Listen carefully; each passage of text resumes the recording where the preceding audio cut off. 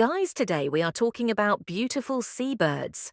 Seagulls are seabirds of the subfamily Larinae. They are most closely related to terns and skimmers, distantly related to auks, and even more distantly related to waders.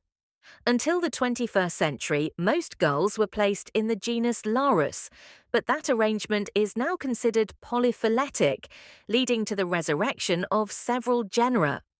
An older name for gulls is mews. This still exists in certain regional English dialects and is cognate with German Möwe, Danish Möge, Swedish Mose, Dutch Mew, Norwegian Moke Mose, and French Mouette. Gulls are usually grey or white, often with black markings on the head or wings. They normally have harsh wailing or squawking calls, stout bills, and webbed feet.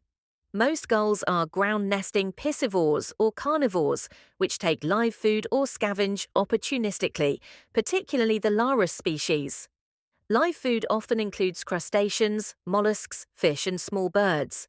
Gulls have unhinging jaws that provide the flexibility to consume large prey.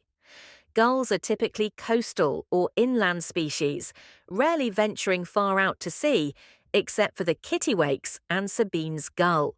The large species take up to 4 years to attain full adult plumage, but 2 years is typical for small gulls.